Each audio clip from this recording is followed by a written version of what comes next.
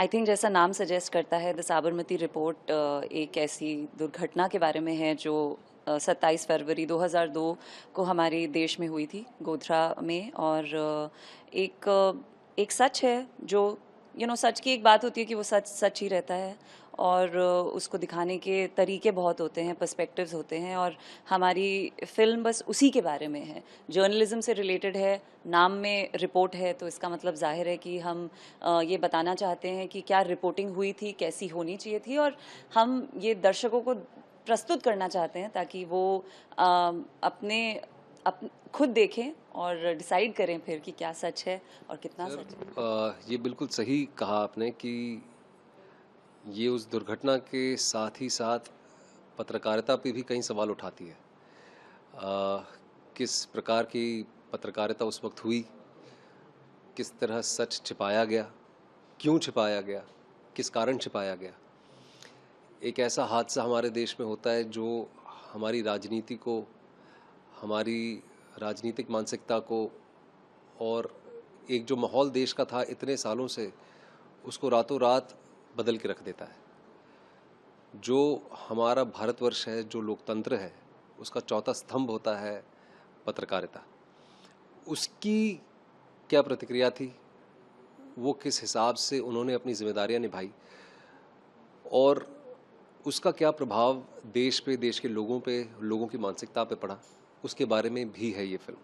तो काफ़ी सारी चीज़ें हैं। हमारा मानना ये है कि आज की जो ऑडियंस है वो कॉम्प्लेक्स सब्जेक्ट्स को संभाल सकती है, समझ सकती है, और ख़ुद ही निर्णय ले सकती है कि उनको वो फिल्म पसंद आई या नहीं पसंद आई, या उस फिल्म का उद्देश्य क्या है।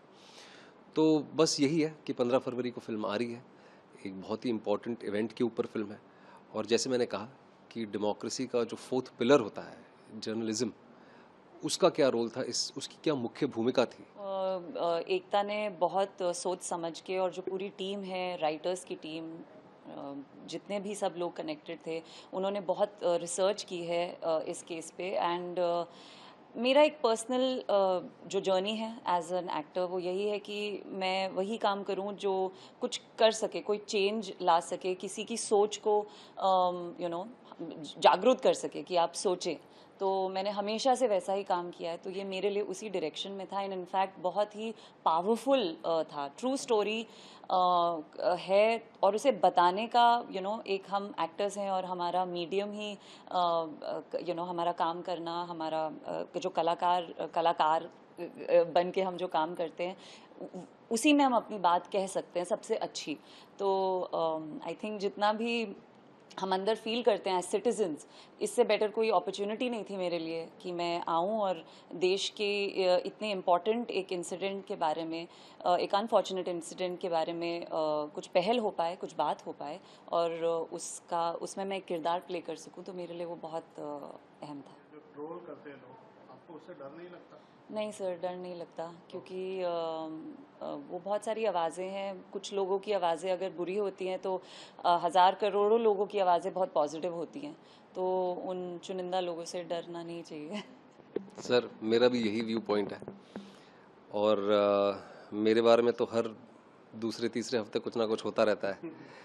तो मुझे डर नहीं लगता, बिल्कुल नहीं लगता, क्योंकि जैसे रिद्धि ने बहुत सही कहा कि हम उन चंद मुट्ठी भर लोगों के डर से आ, उस पूरी आवाम के साथ हम इनजस्टिस नहीं कर सकते हैं जो हमारी बात से सहमत है। और जो मेरी फिल्मोग्राफी रही है, जो मेरी कोशिश रही है इतने सालों से कि मैं कुछ ऐसी फिल्में करूं जो लोगों को इंस्पायर कर सके, जो एंटरटेन तो करे ही करे, पर साथ ही साथ में, क्योंकि मेरा ये मानना है कि सिनेमा एक बहुत ही इन्फ्लुएंशियल मीडियम है, और मैं ये जो प्रिविलेज है मेरे पास, मैं उसका सही उपयोग कर पाऊँ और लोगों को एंटरटेन करने के साथ साथ इंस्पायर भी कर पाऊँ। और ट्रू स्टोरीज़ करना मुझे पसंद है। बायोपिक मैंने अभी की हाल ही में, 12th फेल, लोगों ने उसे भी पसंद किया। ये भी एक सच्ची कहानी पे आधारित है, तो उम्मीद है कि ये भी लोग पसंद करेंगे।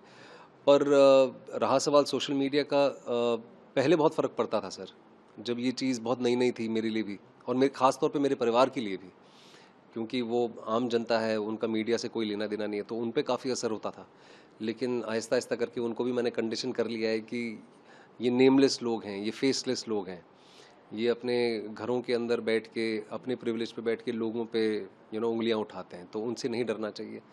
और जो आपकी दिल की बात है उसे निडर होके निष्पक्ष होके सामने रखनी चाहिए, और यही एक कलाकार की जिम्मेदारी होती है मेरे ख्याल से। कभी रिलीज है ये फिल्म? ये 15 नवंबर को रिलीज़ हो रही है आपके नज़दीकी सिनेमा घरों में। बहुत ही मेहनत से हमने इस फिल्म को बनाया है, और उम्मीद करते हैं कि आपको ये फिल्म पसंद आएगी और आप लोगों को रेकमेंड भी करेंगे। Subscribe to Midday India. Get direct notifications on all our videos by clicking on the bell icon.